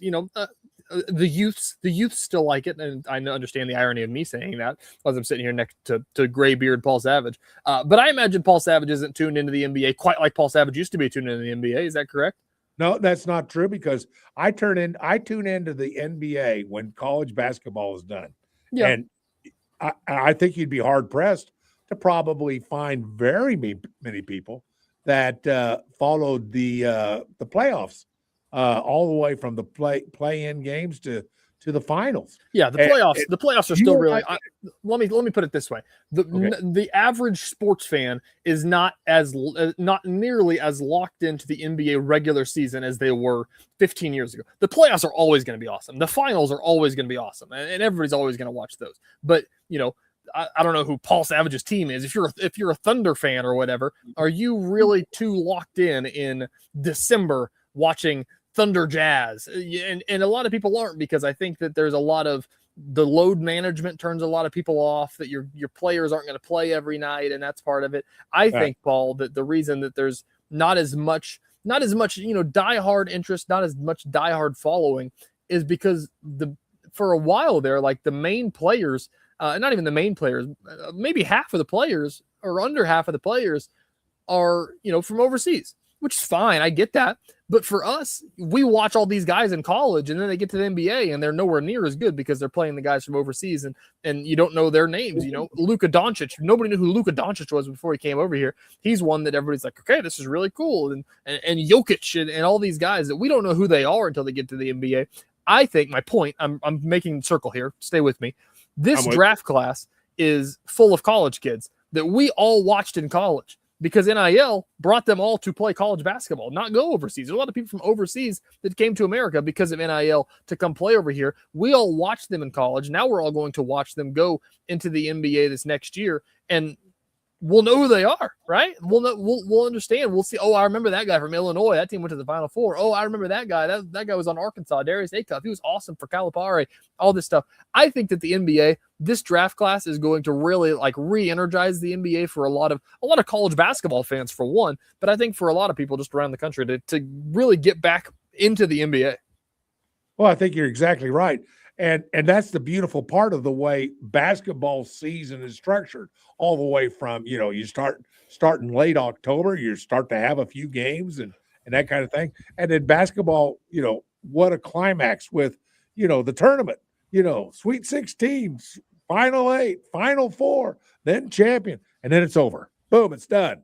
But then all of a sudden, you still got the NBA, and it's great basketball, and it's full of players that you know, that you like. The Shammets of Wichita State, all the way back to the K-State guys, people you know. It doesn't matter what school you went to. You got players in it, and legends, and it's really a lot of fun. And I stay engaged in sports pretty much throughout the course of the whole year. But I do not follow the NBA because I'm sort of like you, and I remember a conversation you had one time regarding tanking. And I'm not a big fan of tanking, and there are those that do it, and I don't like it. So it works out really fine because once you get down after the NCAA tournament, basketball gets a lot more serious. And I hate to say this, but there are two levels of the NBA. Yeah. One's when they get serious, and one's the first half of the year. And that's why it's so hard to get into it, because you know that you watch it and you can tell the players don't care as much as they do when they're in the play. Bingo, right? Baby. That's it. You got it exactly right. So you're going to only do enough to get into the playoffs. Doesn't matter where you get in at the playoffs. You're going to get into the playoffs. That's all you need to do. And there is such a thing as tanking, and it makes me sick. And that's the one downside with the NBA. There you go. Darren Peterson not talking to the Jazz. TJ is talking to Paul Savage, KFH Radio here this morning. We've got one more segment coming up. We're going to take it back full circle. Let's go back to Sorsby. He's going to the NFL. What does the NFL say about it? What do we think about Sorsby in the NFL? We'll talk about that after the break here on Sports Daily.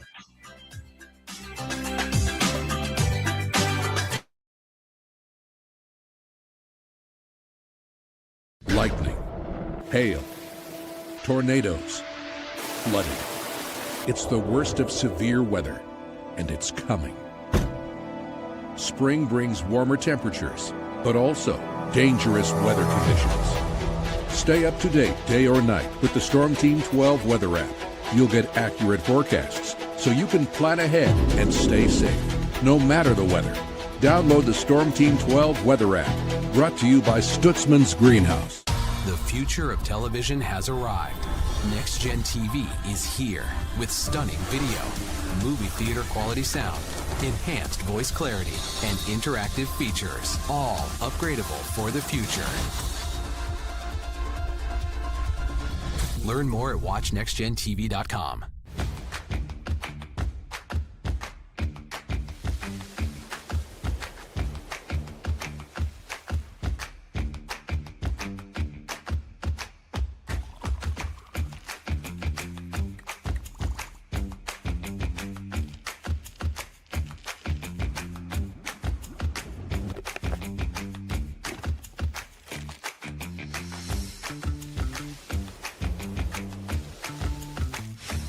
Canvas of our imagination. They tell a story. Clouds affect the events of your day. Sometimes they growl, sometimes they inspire, but they're always the messengers of nature's mood, written in the sky. Storm Team 12 understands the language of clouds. We're dedicated to decoding their message, so you know what to expect. Behind every cloud, there is a story waiting to be told. Trust Ross Jansen and Storm Team 12, alerting you first to the impact on your life. We are following a breaking update. Every day, all day, stream the stories that have you talking near and far. Whoever is behind the wheel of this bus is not stopping. From hundreds of local reporters and meteorologists spanning the country. Chaos here this morning at the UW campus. Search LNL for the all-new Local News Live streaming app. Odyssey is one of the most influential audio and entertainment brands in the nation. You already know Odyssey's iconic local radio brands in Wichita. But did you know Odyssey has the country's best collection of music, news, and sports brands? Odyssey is also a premium podcast creator, major event producer, and digital innovator. Odyssey brings people together across the country and right here in Wichita. Odyssey also delivers meaningful radio and digital audio results. Find out our story and impact at odysseyinc.com/Wichita. Make yourself known now. 831001 in traffic pursuit. Oh my God, here. Investigate TV Plus begins with real people. We investigate stories that impact you and inspire change every day. Something is broken. Real problems. Why are they hiding it? And real solutions. My daughter was dying in front of me. What was your reaction when he said that? Investigate TV Plus, weekdays at 3:30 p.m. on KWCH. Sometimes people tell us, I don't get it, it's just tea. But let me tell you, we are so much more than just tea. With 20 plus flavors of sweet and unsweet iced tea, the possibilities are endless. Come on in and try them all for free to find your favorite or get us on the go for your busy lifestyle. And don't miss happy hour every day. So the next time someone tells you it's just tea, tell them to come by and find out why we say drink tea, be happy. Jim Rome here, lighting up your afternoons on The Jim Rome Show. Catch me starting at 2 on Wichita's #1 sports radio, Kansas Fan Headquarters, 97.5 and 1240 KFH.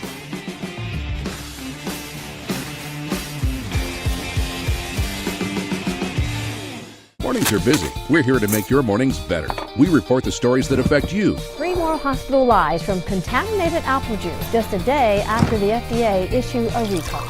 We're here to make your mornings better. Closing east and westbound lanes of K96 for repairs. With 12 News, you're prepared for your whole day. Scattered thunderstorms across the state into the afternoon. Stay a step ahead with 12 News this morning on KWCH and KSCW.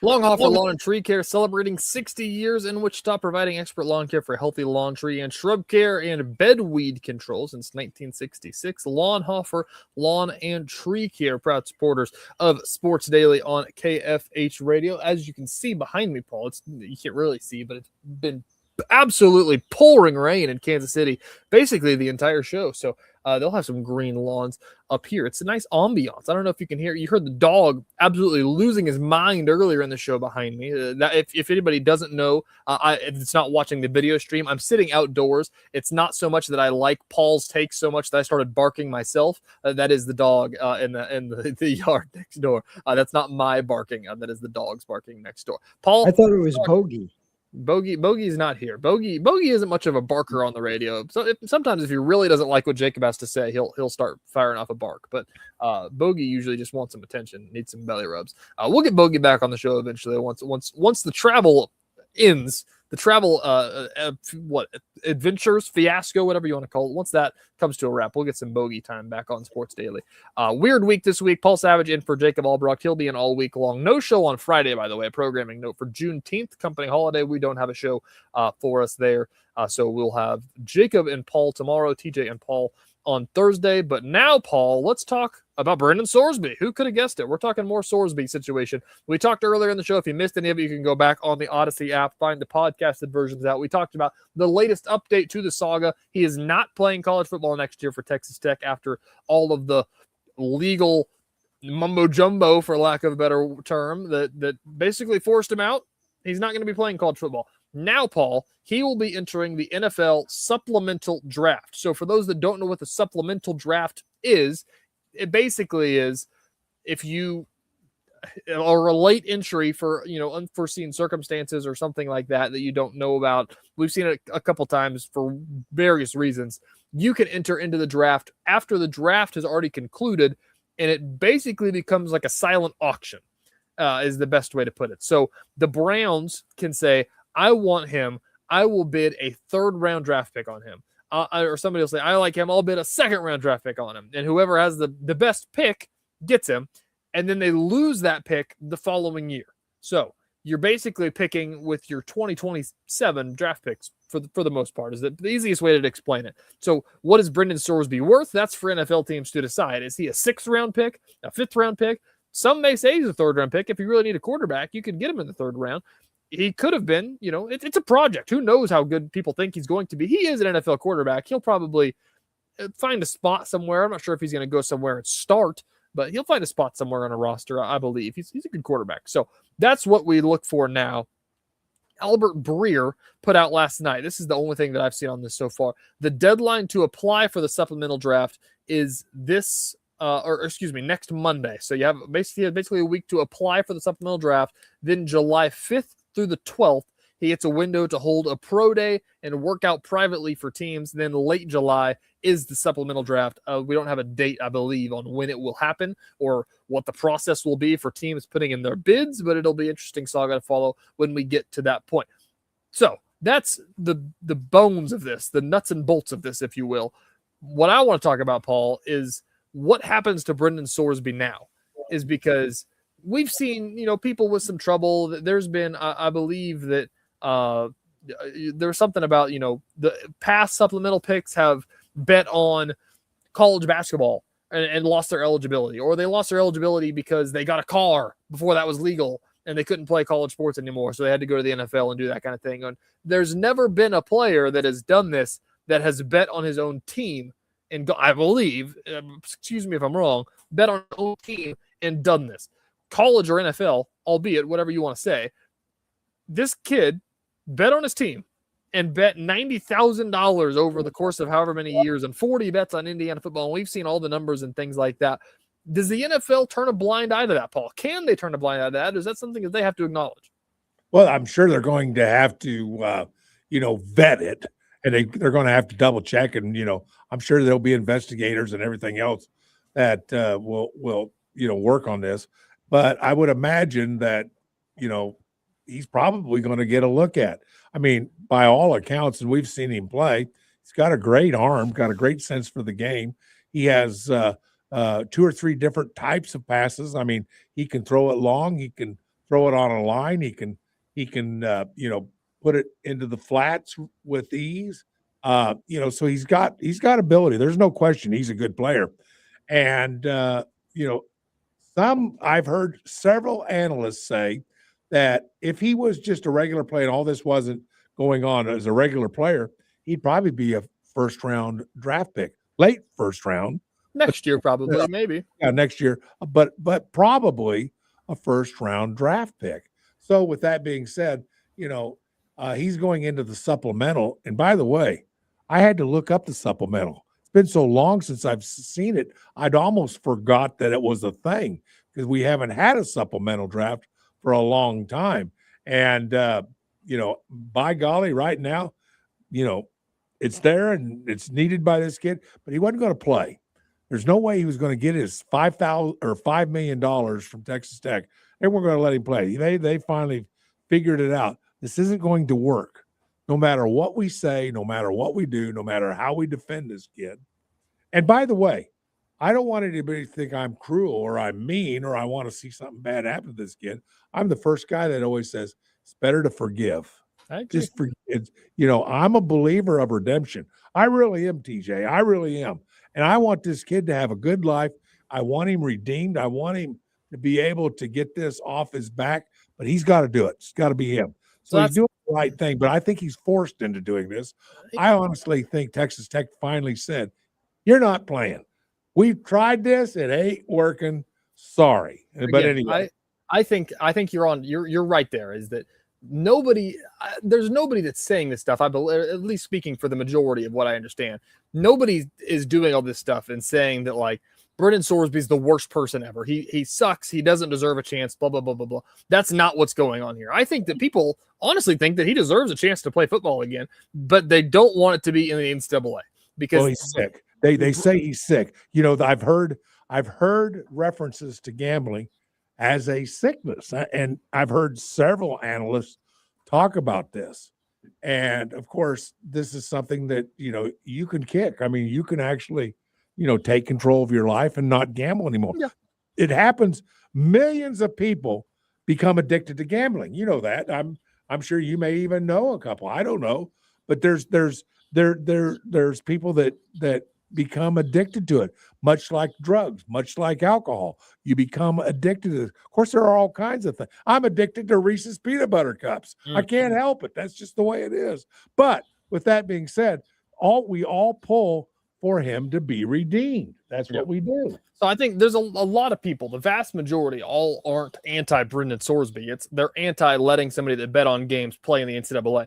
I think that people, if you had to ask, a lot of them would probably tell you that they're probably fine with him even playing in the NFL if the NFL wanted to play him. The NFL has had players bet on their team and they suspended them, and they come back and play. It happens. It's not the NCAA. And I think that that's what my biggest thing was. Side note here of the Sorsby situation. It wasn't so much of the fact of, this ruins the integrity of the game. And every game that you watch, you're going to think about, is he trying to throw this game and blah, blah, blah, so on and so forth about all that stuff. It's more so to me is that you remember the Iowa State scandal 5 years ago, or whenever that was. Those players could not play another snap. They couldn't even touch a field after they did all that stuff. And then we're just going to let somebody that does it now just play. It's fine. Not a big deal. 2 games you can play. That's what to me is the one is, well, those guys, there's precedent that's set, and precedent means something, especially in a situation where it's full of, this was just legal talk for weeks. There's precedent and you have to follow the precedent. So yeah, he's got to pay the price in college. Yeah. Then go to pro. New start. So this is start. Okay. So that I'm fine. I'm fine. I think career. That's what I hope. I think you and I are fine with that. Is the NFL fine with that though? I saw somebody bring up the point of the NFL. If they are nothing else, they are really good at PR, because there's a lot. The NFL lets stuff slide all the time. We've seen stories about criminals and they give them second chances and things like that. And I'm not casting stones or aspersions at anything like that, but they let stuff slide. They give second chances, and that's what they do. So are they fine with this is the question, because do they want to let somebody that bet that much and bet on their own games into their league? Or do they say that that's going to be too big of a distraction? They don't want to deal with it. If I had to take a stab, I'd say that they don't really care, because again, like I said, they let stuff slide all the time. There's been players that have bet on their own teams in the NFL and in this kind of situation as well. Was it $90,000 worth of bets over a course of time? No, that didn't happen. But or at least to our knowledge, that hasn't happened for NFL players before. Are they okay with that? Is it a black eye for the NFL? If in 10 years, if Brendan Sorsby ends up being the starting quarterback of the Browns or wherever, in 10 years, he's still a starter there, is this still going to be a story that we're talking about? No. And by the way, that's the redemption of the starting over. And the NFL for Brandon Sorsby is starting over. And you know something? There's something beautiful about forgiveness and the ability to start over. That's the way it is. This should not be a taint, a scarlet letter. Let's put it that way. There should not be a scarlet letter on this young man for the rest of his life. We don't want that. I don't think it should be. And I mean, he was young when he did all these other things, and there's redemption, and he needs another chance. But I'll tell you what, you blow it once, you blow it at any time, Brandon, and you're done. You're done in the NFL. Brendan. It's Brendan, not Brandon. So where we are. So this is a point that was brought up by Michael McCann. He's a sports lawyer or legal expert for Sportico. He put out an article that says the NFL doesn't have to grant his request. Is now the next part of the saga.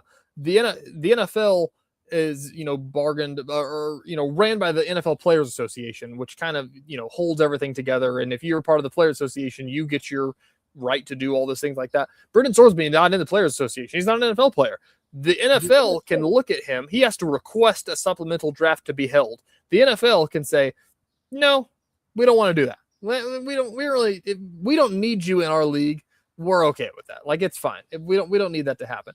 after, maybe that means there's still probably other avenues. He could go to the UFL and play and get signed. He still could be an NFL player one way or another. But that's the next part of the saga is the NFL, do they want to do a supplemental draft? If I had to take a bet, I'd say that they're going to, based on, just stuff that they've done in the past. I think that they're okay with letting this in and giving a second chance and all these things as well. This is another thing. The supplemental, what was this? Ross Dellinger, he's done a lot of stuff reporting for Yahoo. He put out the Big 12's legal threat puts Brennan Sorsby in a dilemma. Continue on his path, possibly subjecting Texas Tech to a sanction or apply for the supplemental draft. However, a twist is that he may not have access to the draft. Supplemental draft is normally reserved for players who are not eligible to play in college. So for all the people on that list of guys that have been drafted in supplemental draft is because they can't play college football anymore. He, by the law, can. So what is the NFL going to say about that? You can go back to college. Why should we let a supplemental draft if you can legally go back to college? But who's the team that's going to let you do it? Maybe the next part of this. It's a weird twist, and it's weird. It's basically going to come down to the ethics of the NFL and what they're willing to turn the cheek towards. But I think Paul Savage would say he will be playing in the NFL next year, right? I do. I think so. Don't you? I think so. I think he will be. And again, as I said earlier in the show, this is the best case scenario. As long as the draft happens, this is the best case scenario for all the parties. Once we realized what was going on, we don't have Texas. Again, Texas Tech will be the villain anyway now, but we don't have to deal with the quarterback that nobody wants to be playing in Texas Tech trying to disrupt the fabric of the college football world and teams boycotting Texas Tech. This is the best case scenario for everybody. And Brennan Sorsby got paid. There's reports coming out that Texas Tech's not asking for that money back. Just take it and go, man. Like, wash your hands with it. We're fine. I don't want to mess with this anymore, which is what they should have done the entire time. Or whatever he's got left. Yeah, it's true. All right. That's going to do it. Cleland and Savage. We'll come back a little bit more Sports Daily with you. It's been a fun show, right? It's been a fun show. Had fun. Had a good time with you, big boy. Fun. All right. We'll come right back. We have just a bit more Sports Daily with you here. Cleland and Savage. We'll be right back. Kansas Fan Headquarters,